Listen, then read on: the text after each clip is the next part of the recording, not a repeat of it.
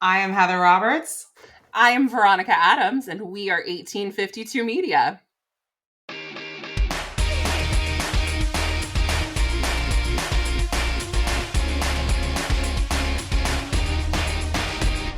Hello, and welcome back to For Book's Sake. I, again, am Heather Roberts. I am thrilled to be back here today. We have a guest with us. We have Campbell Linden, who is an author. She's been about a published author for about a year now. And this is the launch of our new series where we are going to be talking to authors at different stages in their careers. And we thought this would be really fun, and just you can get different tips and tricks from everybody and see where you're at. And we felt it would be very relatable for everybody at different phases of their career. So welcome, Campbell. Thank you for being our Welcome. 0 to 1 person. Yay! Everybody starts Yeah. somewhere. And no, it's true. You have to start somewhere. Everybody has been in your position before. Right. And so, I really feel like you have done so well in this past year. You've published 4 books and you are working on some more, which we will definitely talk about. Amazing. Yes, ma'am. But yeah, I mean, tell us a little bit about what made you want to start writing, because this is a second act for you. It is. And, what made you want to pivot in your career, and what do you write? I write Oh romance no, did she freeze for right when she was people. about to have to answer a question? Oh no, hopefully she comes back to us soon. Wait, what? Oh no. Technical difficulties. Oh, the editing on this one's going to be heavy. It is.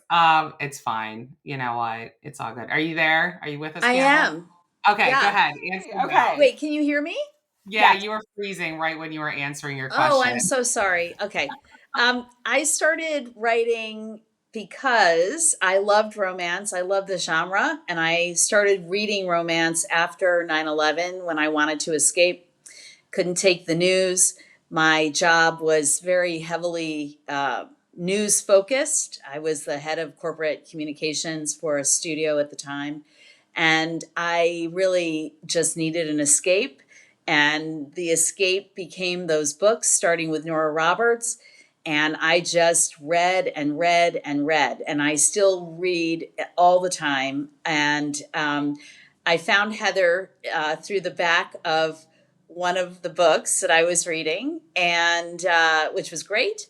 And so anyway, we established a relationship, and I let her know that I felt like I had something in progress already, but I had just decided that I was retiring from my other life and I was going to try to do this. And so that's how Stay With Me was born. And I write about people later in their lives finding love, and the fact that, as I said once, we aren't dead just because we're Right. over a certain age. Sex is still very much at the forefront, and romance and love and second chances and all of those things are very important to me. So here I am. I love it. Yeah, it was so fun when you reached out. I love working with newer authors, especially because it's all brand new. Veronica and I have been doing this. I've been doing this for about a decade. Veronica just a little bit less. Yep. And it's easy to be like, oh, this is rote. This is the same thing over and over and over again. But with a new author, everything's new. Right. And everything's new and exciting to you. And so you just bring a fun energy that you don't often get to see in the job with our job. So it's always so much fun to work with newer authors. What was the most shocking thing or overwhelming thing from the beginning that you can remember? Well, I remember knowing, and I asked you about this recently because I was just looking for some sort of reinforcement and perhaps hoping that the number had gone down, which it has not. And that is that 60,000 words is, your average is what you need to do for a book. And probably the most daunting thing for me was, what in the world, how am I going to write 60,000 words? And it happened, Yeah. but that was really overwhelming to me. Was do I have that in me? I mean, Yeah. do I have that ability to just keep going and going? And is it going to be boring, or will people yawn, or am I going to bore myself, which I frequently do? So it was like, am I going to be yawning? So I would say that that was probably the most overwhelming thing. That, and then just the thought of getting a story out and hitting all the different points that I think you have to hit. I mean, I just started doing this. I didn't study anything. I took one class from Grub Street, Oh, um, yeah. and that a friend of mine had recommended. A friend who's been writing fiction for a long time, short stories. She morphed from a journalist into doing that. She's one of my best friends from college, from Middlebury, and Love we're it. still very, very dear friends. And so anyway, she recommended it and I took it, but it was like a morning long seminar. It was hilarious. There was an octogenarian on there who wanted to know all about writing sex. That's all she wanted to know. She was like, well, how do I do this? And what can I do? And meanwhile, I'm like, all right, this gives me hope. Oh, 2 You're women and a okay. fly on I the think I'm on. wall. I think I'm onto something here. And so anyway, so that was really fun. And I wrote down all these notes, and we were going away on a vacation, and so I took the notes with me, and I started writing on my iPad, and so that's how my first book was born. But I would just say the daunting thing for me, it was just how am I going to do this, and do I have enough to say? Yeah. No, that I mean that makes total sense. And well, with new authors, when I bring them into the fold, I like to sort of help walk them through things that are needed business wise, right? Because now you own your own business. Right. You are your own publisher now. And I like to walk you through in stages because I do find that the business side of writing can be very overwhelming to Oh, somebody yes. with, when you're first coming in, because there's so much that can be done. Did you find that part easy? Do you like, you're shaking yes and no. No, Immediate no. no. I didn't find it easy at all, and I still don't understand it. You still Yeah. are holding my hand very Oh, yeah. hard. I try. I I try. apologize for that, but No. it's old dogs, new tricks. But I find it, no, that part's really daunting. And you also have to get out. Like, I started obsessively checking Amazon, like, to see how many Oh, yeah. pages, and and right now I don't have, I have something new coming out shortly, but you get one order, or you see that a certain amount of pages have been read, and um, it can be really depressing. Yeah. So I had to No. also stop myself from doing that and just give over to the process. But no, the business side of it, I still don't understand all the acronyms. I still don't know all the lingo. I'm still kind of like, okay. You can always ask me, Sue. If I say something that you don't understand, you can always No, I ask me. know, I do, Yeah. but it's like, it's just not. It's I'm not conversant in it. I'm not terribly literate in it, and so it's something I've had to learn. Well, I think that too. And also, as another great reminder for our listeners, reviews are for readers. They are not for authors. When you, as an author, put your book baby out into this world, it is no longer yours. Right? It is now the universe's. So that is also something that you have to, as an author, really get used to. That It's a true. bad review is fine. It's okay to. Yes. It's actually great to have a bad review because it shows different varying opinions, and I sometimes find that bad reviews can sell books even. Yeah. Well, sometimes That you read why someone doesn't like something, and you think, oh, but I might like it just because that person correct, didn't like it. right, And I had to, I mean, I can be, I had to grow a really tough skin, given the work I did over the right. last 30 plus years. So, and no one was ever happy, ever, with anything I did. There was always someone who was upset. you're favoring the film division over TV. You like them over this. That story was bullshit. You should tell the TV story versus the film or whatever it was. Right. They always Right. felt like stepchildren, which is hilarious now given the state of the media industry. But anyway, so as a result, I figured, I can handle things. But when you do read something that's critical and it's your own, it's your own imagination, something that is sprung from your own imagination. I wanted to like punch the person. Right. How could you not? That's your art. You put your blood, sweat, and like, tears into that. Like that is you vulnerable tried doing reflection this. of you, and someone doesn't like it. I mean, Yeah. how dare they? Of course. Exactly. Yeah. So, that took a little getting used to too. It does take a little getting Yeah, used. that level of toughness in the face of that vulnerability, that's it. Yeah. So I don't know if and I'm you ever have to going to get develop over that. Yeah. Yeah. But, I have had a ton of therapy too. So, I try to work through everything. And listen, I don't know if it ever goes away because we've had clients who've been writing for, a decade or more. And like I have one that I'm thinking of, she just messaged me the other day. She's about to release a book and she's like, I'm still nervous. Yeah. Why does this happen Yeah. every time? I'm still nervous. I had this conversation with an experienced author last week. We were talking about reviews and she said, I mean, she's got, I don't know, 70 books out there. Oh my God. Yeah, she's been writing for a long time. And she goes, I still don't read the reviews. I'm 10 plus years into this journey for my career and I still don't look at them at all because I can't. It's too vulnerable. Yeah. Too much. Yes. Yeah. Yeah. It's hard. So it's okay. So you don't have to read them. Yep. Good. Good. I don't have, that's one less agitation in a day that's filled with them. Totally.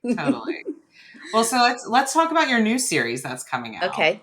So tell us a little bit about it. What's the title of the first book and what's it about? The title of the first book is Settle for More, and it's a Begin Again series. So I just finished the first 4 books I wrote were part of the Second Chance romance. That's what they were. Timeless Love series. Yes. Timeless Love series. This is a Begin Again series that takes place in a small town.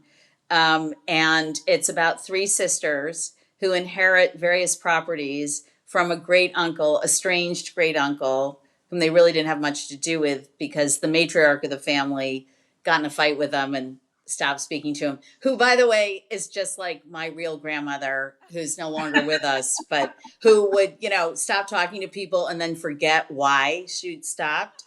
And so, 7 years later, you're like, why aren't you talking to Auntie Anna, who lives next door to you again? And why has it been 7 years that you haven't spoken to her, even though you live next door to her? Yeah. And, so that sort of thing. So anyway, so the sisters go to a reading of the will when Uncle Silas croaks and learn that they've each inherited a business in their hometown. The two live in New York and one lives in LA. And the eldest lives in LA. And so they find out that part of the stipulation is in order to inherit these properties, they have to go back and live in their hometown. So my first book about the eldest daughter, Tess, she's in retail in Los Angeles, successful with her business partner and best friend. And they run this boutique kind of cool retail little chain. And she finds out she's got to go home to Danville Falls, population 8,000, Danville Falls, Connecticut. And, she's back living in her parents' house in her old bedroom. And her high school crush, who never gave her the time of day, turns out to be a contractor. She's inherited a gift shop. The gift shop's a mess. What else happens? Of course. But he has no intention of leaving Danville Falls, and she has no intention of staying once the year is up. So that is the conflict. In addition to his crazy ex-wife, his crazy ex-mother-in-law, and the crazy ex-wife's boyfriend, all of whom may or may not be creating problems to drive Tess back and out of town. This sounds like a real small town, not a fictional one. Right. I don't know. I grew up in Danbury, Connecticut. Yeah. There were thousands of people. It was big, comparatively speaking, but But you did go to college. So the other connection I that we did go to have is college that in you a went to town that college was in like that Vermont. big. Yeah. Right. Nice. So, Um, but yeah. So anyway, so I'm having a ton of fun with it. And also the gossip machine and, the Mhm. local diner and all Yes. the big scenes where the fights and everything take place in the diner. And the boyfriend is like, I can't leave you alone I can't let you go to the diner for lunch. Look what happens. You get yeah. in fights with my ex-wife and the crazy mother. And so anyway, I'm having a great time. And then there'll be two more about the other two sisters. One is a chef at a very fancy restaurant, a very accomplished chef. She inherits the uh, corner cafe, corner with a K, of course, and Oh, cafe yes. with a K. And then the youngest is known as the Tomato Mama. She has, from her minuscule New York City apartment kitchen, created this, huge line of gourmet food stores, of gourmet food. And she goes back to Danville Falls, and her ex-boyfriend from high school, whom she dumped, has this chain of very upscale, fancy food purveyors, stores, and he The refuses to perfect carry business her partner. tomato sauce. Yeah. He refuses to carry her tomato sauce, and so Tomato Mama has to come home and live at home also. Love it. So there you go, I and they'll love get back small together. town romance. Veronica knows Yes, this, but I love Yes. small town Heather. romance. yes, Heather is such a small town romance reader. I I, can tell Like because number she one or came up number with two on really the good list if I names. had to guess. yeah, it's up there. It's very up there. Yeah, I love it because the small town becomes another character, it's Mhm. true. and you fall in love with the town as much as you fall in love with the characters in the town. And there's just so much, like you said, with the gossip mill that Oh runs my and just God. how everybody's involved in everybody's business. And yeah, it's just so much fun. I Yep. mean, when I moved to Vermont, I live in a town of 3,000 people. Okay. So it is, I know small town. And, very quickly you realize, oh no, some of these things are real. Like there's the corner store where people go and like, that's where all the gossip is. And, my brother was a new person, a younger person purchased the corner store, and my brother was working there, and like there was a question of whether he was going to date her and not, or they were just friends. Like there was gossip going around about it. And it was just like so much, it's just small towns. Yeah, Crazy. totally. Yeah, no, I had to laugh because I named the local dive because the middle sister and the owner, he's trying to rehabilitate the local dive, Hmm. but the locals don't like it, and they'll meet and fall in love. But I named it the Water Hole because the original owner thought that watering holes sounded like farm animals, and he thought water holes sounded like golf, and that was Oh, there classy. you go. So they go to the water hole all the time. And it How always very sounds New wrong to me England. when I'm typing it, Yeah. but there's a really good reason. So, Yeah. and I can't let Egbert Sullivan, the original owner of the water hole, down. I've got to keep the folklore going. Yes. So, Yeah. We love the lore. We love it. It's so yep. much fun. And there's just, yeah, I love that you can intersperse real things from your life into these books and just see them, like you were talking about with your grandmother, basically being reincarnated Yep. as a character. You brought her back to life in a way. And it's so much fun to see that, Yeah. She was a in real character and a real hard ass. And it's fun. She's sprinkled throughout, what she would have said or done. But yeah, I've had a lot of fun thinking about people and envisioning it because I can kind of see it. yeah. Well, so the first one is Settle for More. That's And right. then the next one is, I'm trying to do this off memory, so don't judge me. Settle for I'm not. Us. And then the third one is Settle the Score. That's right. And they are coming out here shortly. The first one comes out in October.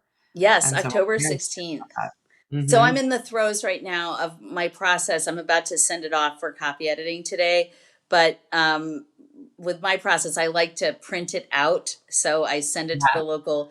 I also live in what might be considered a little village between Burbank and Studio City. So, and it's called Toluca Lake. And there's a certain amount of small town, and I'm on the homeowners association, which is That is, hilarious uh, Yes.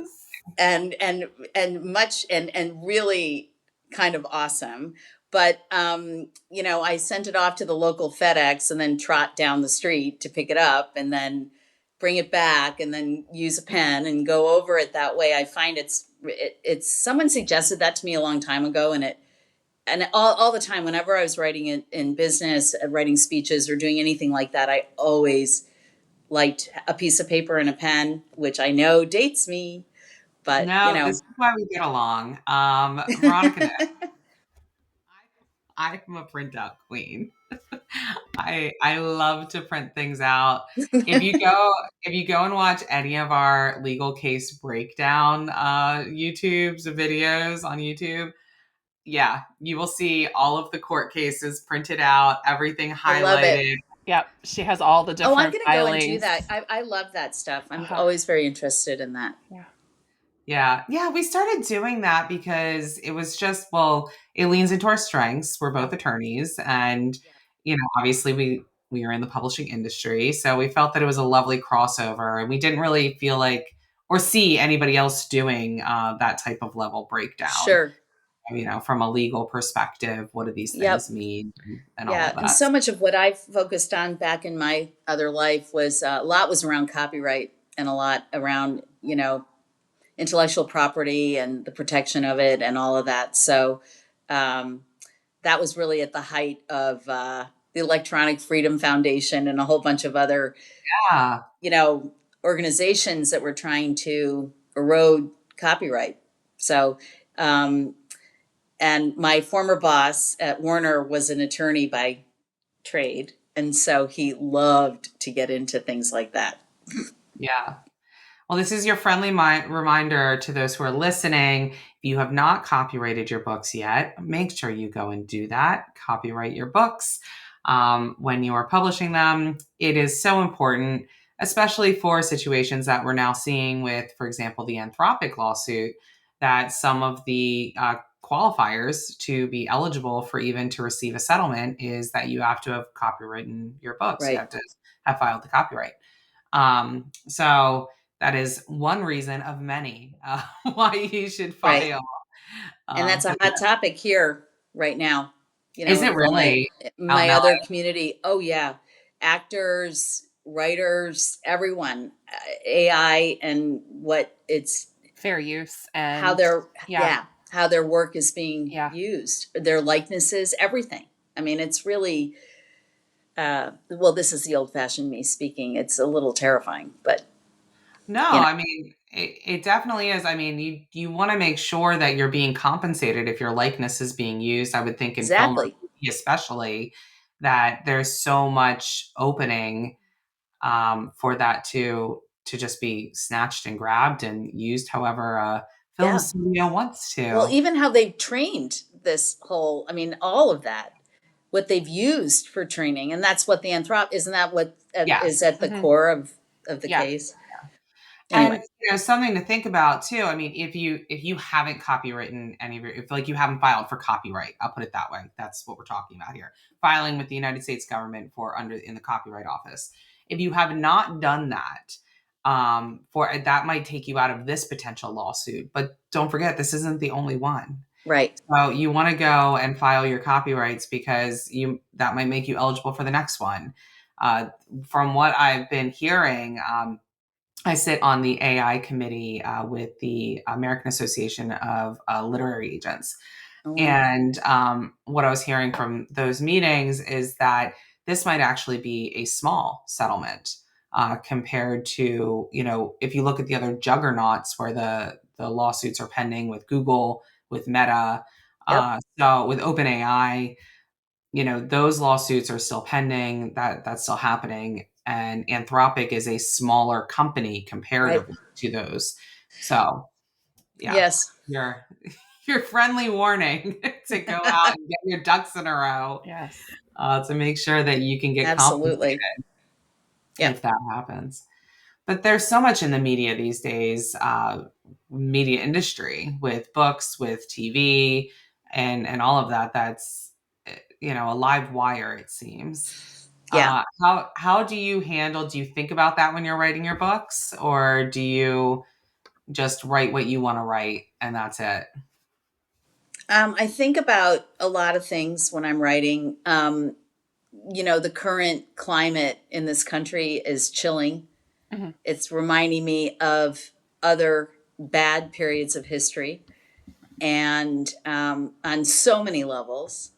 And I have to say that it affects how you think about things. I can't. I don't live in a bubble, and I'm Right. surrounded by the companies that at the moment I think are cowardly and not standing up. And bully is one thing, but fascist is another. And just the recent events have been extremely disturbing to me, especially around the First Amendment. Yes. And also, well, let's just put it this way: every asshole in my book drives a Tesla.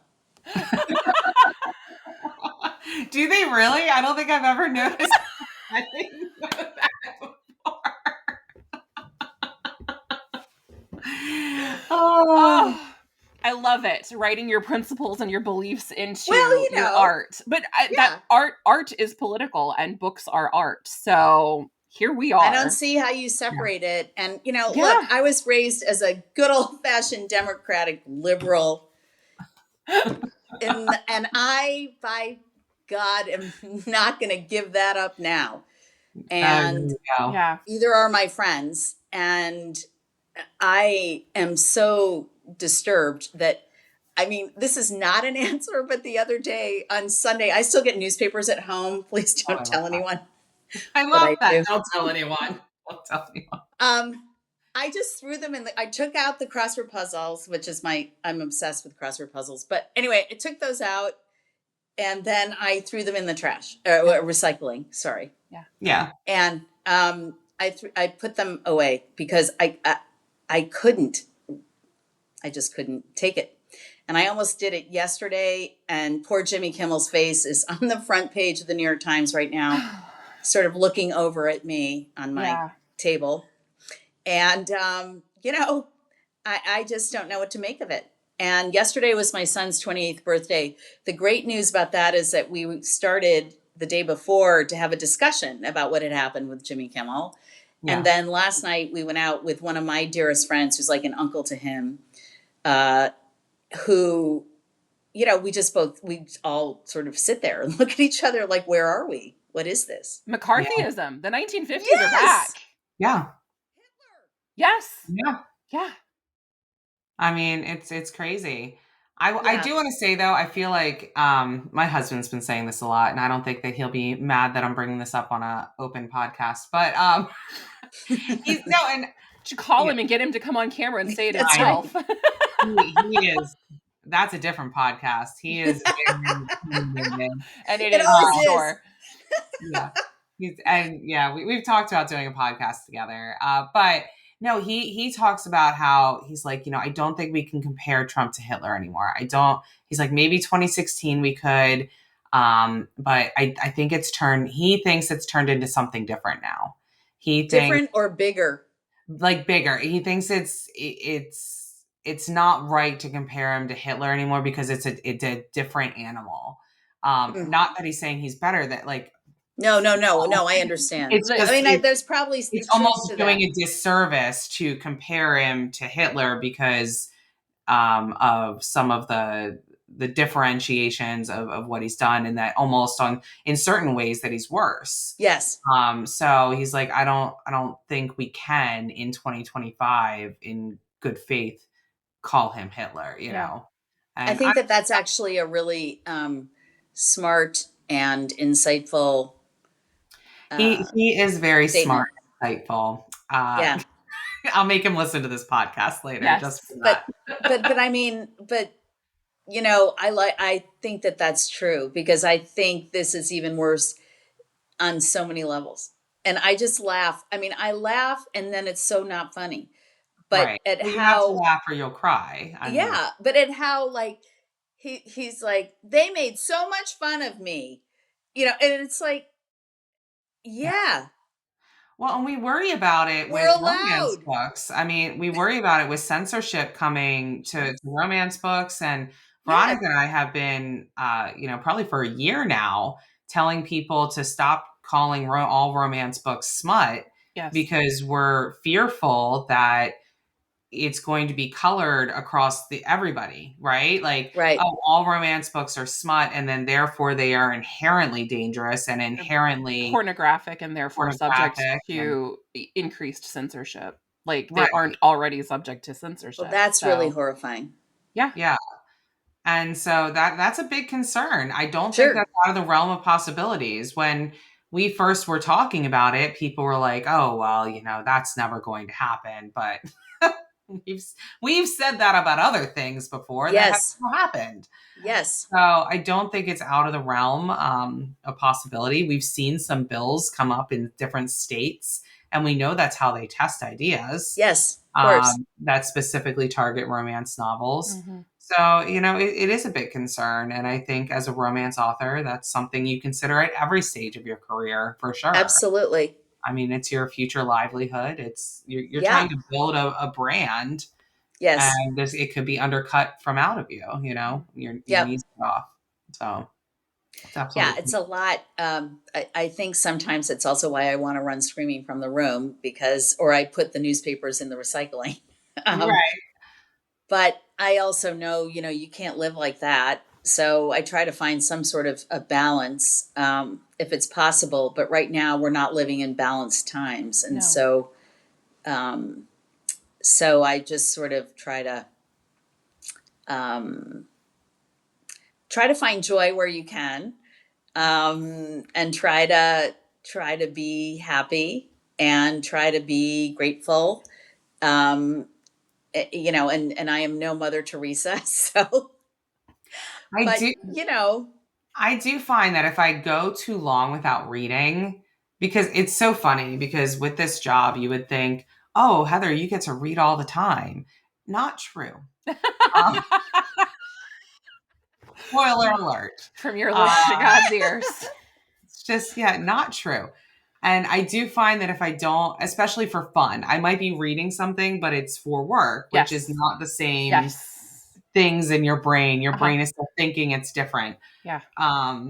So yeah, if I go too long without reading for fun, I yeah, start to get very agitated. Like I need that sort of escapism. Mm-hmm. I need yeah. the reset.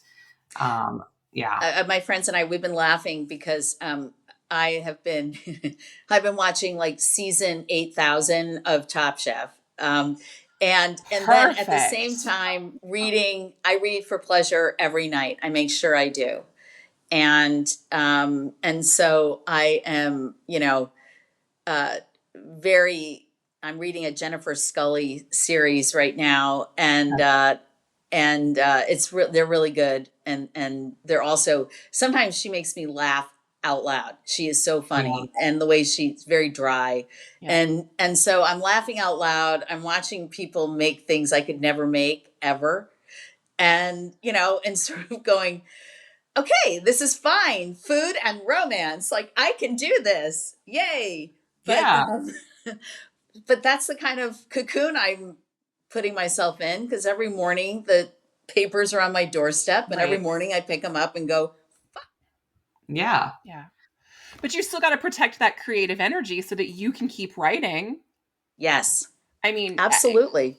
there has to be some way for you to shield yourself in peace from everything that's on fire outside. Yep. It's Right. true. So that you can also pursue your art, of course, but also help other people have the same escape that you're getting from Jennifer and from Top Chef, right? I Right, mean, right. like you are, growing Yeah, that readership and giving people the same escapism and hopefully. hope and Yeah. relaxation and Yeah, just the pleasure revitalization. of Yeah. things working out. There's something about a happily ever after, Yes. because life so rarely Romance. provides it. But to be able to do it and have it, to me, that's also part of what brings a lot of joy, is having it all work out. Well, it's so important too, because you see a lot of authors burn out if they don't take care of their own mental health and they don't protect their peace. So I think it's incredibly important as an author in your first year to learn those lessons and to set up systems where you are protecting your peace there. Yeah. Yeah. I do a lot of walking in my neighborhood. And that also helps because, you start to fantasize about who lives in that house and what does that mean? And, oh, what's that? Or, oh, that's a cool street. I should keep that streetscape in mind. Or, there's a lot that comes from it. And then sometimes I walk with friends, and that's always hilarious because I have one friend who walks so slowly that I can drink a cup of coffee while we walk. That is a stroll. It is a stroll. Yeah. And I laugh so hard. I'm like, well, I just came back from 2 hours with Tim. Yeah. And I don't think we went very far, but we spent a lot of time together. Yippee. Go 0.5 miles in 2 hours. Yes.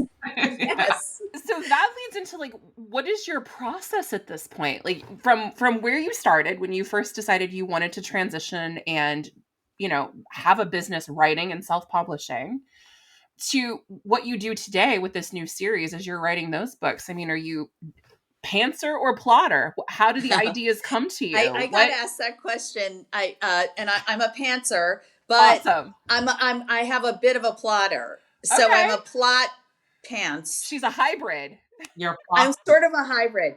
Like when we were doing the small town stuff, I sort of it really helped me. I wrote a note to Heather outlining how I saw each book and how and what would happen and what their professions would be, what their love interests would be, what challenges they'd have to overcome, all of that stuff. When I was writing the first book in the Timeless Love series, Stay With Me, a character emerged, a best friend emerged, who was the mix of the woman I was telling you about, the Grove Street dear friend, my another college classmate who I'm still the three of us are still very, very close. Her mom, who was like a ballsy chick from Queens, and my sister, who can be like, chop, chop, let's go. And so she emerged. And then the second book was based on her and her love interest. And her love interest is based on someone I was very madly in love with that never could be. And so, but then I was able to have it happen and have them be together. And that fulfilled something inside of me. Yeah. And then the next one came from, where I lived. I used to live, I used to live up in the hills behind Universal, and the hills are really narrow. The roads are really narrow. I'm sure you guys have, this, but hairpin turns and craziness. But on our particular stretch, the neighbors all became really close, and the houses are very close together. So that led to a whole other thing. And then the fourth book, there was a dog. My yoga teacher, who's my dear friend, her dog, Alfie. And Alfie sort of became the star of the show. So, but they all like one led to another without a whole lot of strategy or thought. It was like, just builds on itself over time. Yeah. Whereas I feel like this one, this series is more planned, or that I have a much clearer idea of a beginning, a middle, and an end. Sorry, that was very long-winded. No, that makes perfect. Sense, yeah. So, great. So anyway, so who knows what the next thing will be, but at least for the next year or so, I sort of feel like I have a bit of a blueprint, and I haven't in the past kind of followed that. That's true. Yeah, because we talk and I'd be like, so what's the next book? And you're like, I don't know. I'm like, all right, well. I just put out one. I can't sing. I have to go to my local wine bar. Right. I'm late. And you know me, I'm always like, let's put the whole series up for pre-order and like, let's plan everything out. I'm scared. Heather cracking the whip behind the scenes. Oh my God. Oh, please, let me tell you. She's quite formidable when she wants to be. I'm like, Heather, I have a meeting with Heather. I have to write. You're making me sound terrifying. Oh my God. No, you're wonderful. I love you. But you know how much I love you. It's good. I have to have it. I'm a procrastinator. Yes. We keep you Okay. on track. Yes. Yeah. And if I don't have that, then I'm very good with deadlines, including terrifying deadlines. That's kind of what I need. I really do. And I've always been that way. I think the only time I wasn't like that and I shocked myself was my senior year in college. I wrote a thesis and I actually did it pretty methodically, but that was a very different kind of writing. Yeah. Yeah. That makes total sense. I wasn't waking up in the middle of the night and going, you're not dropping enough clues early enough on. So you need to go back. So it's helpful to have somebody providing you with structure. Yes. That's a nicer way of saying. Yes, no, because I used to have to meet with my thesis advisor every week or every 2 weeks, and I was scared of her. Yeah. I'm not scared of you. Yeah, I'm glad. No, and I will never bite your head off if you. No, I know that. You've always been very patient. Yes, very patient. Listen, we've seen a thing or two. Oh, I bet you have. So there's pretty much nothing you could say that would surprise me. I know. Which is good, but we deal with things as they come. Yep. I mean, Amazon's going to be Amazon. Oh, God. Right? Oh, wait, I think that's scarier. I think they're far scarier. Yeah, on so many levels. On many levels. You recently switched from you being wide to going into KU. What has your thoughts been on that? Do you have any thoughts on that? Do you find that better, worse? I can't see if there's much of a difference. That's not fair. I know there is because the pages are being read and there's some income that comes from that. So I appreciate that. Yes. And I do think that that's better than some of the other places I was when, you're getting nothing. So something is far better than nothing.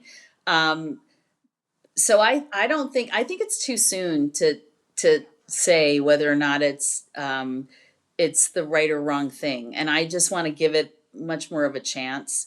I'm very impatient, of course, just like everyone. I want to be, selling millions and millions of copies, but I also know that's not going to happen. And so I just, I think the strategy is good.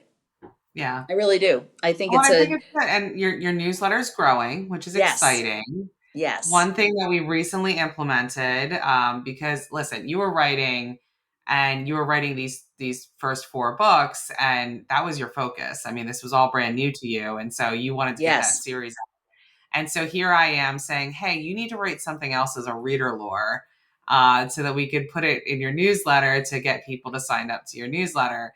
And she's like, when am I going to do that? I'm like, I don't know, find some time. But you eventually did, and you found that, and then we implemented that somewhat recently, and that's really helped to expand your newsletter. So I'll feel like that's again.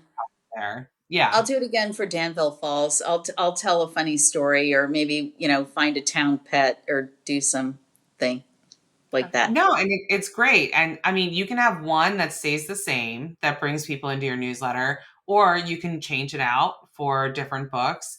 I have someone that I work with who this is like she loves them, so she uses bonus scenes and deleted scenes, puts those at the end of her book, and for every single book, and then has those. They're all separate, and they come into separate segments into her newsletter.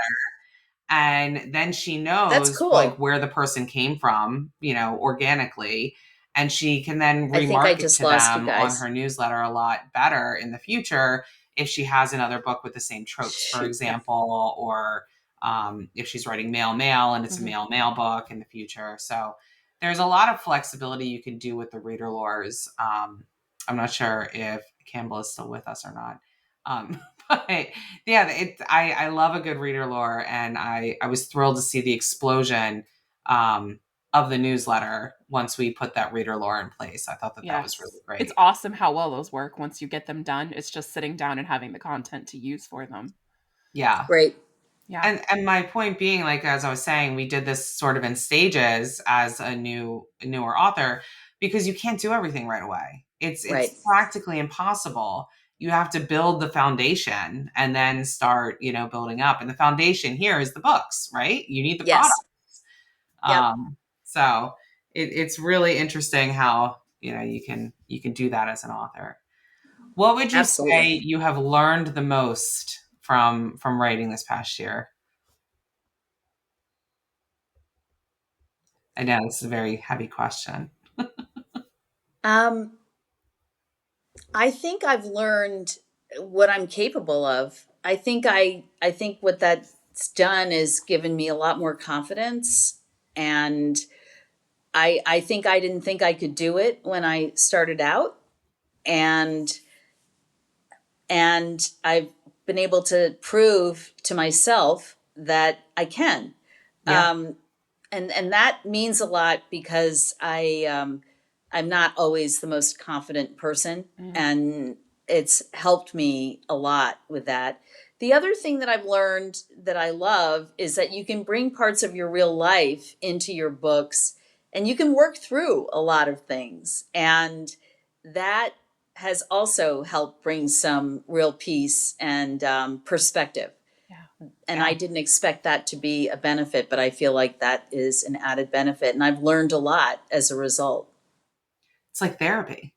Yes, Absolutely. it Yeah. sure is. Oh, So I love if you could give yourself advice a year ago or give advice to someone who hasn't actually started the journey but is thinking about it, someone who's where you were last year, what's something, anything, one thing, the top thing maybe that you would tell them? Don't give up. Have I love faith in that. yourself. Keep at it. Yeah. Keep writing. Yeah. Awesome. Just write. Keep Write getting the every words down. day Yeah. and just keep doing it because it will come. Even when you're frustrated, eventually it will come. It may come again, as I said, not to overemphasize this, in the middle of the night. It could come. It could come when you're out on a walk. It could come when you're Yes. driving or you're in traffic, which, Yeah. as everyone knows, in Los Angeles is the All bane the of everyone's time. existence, Yes. and a constant that never goes away.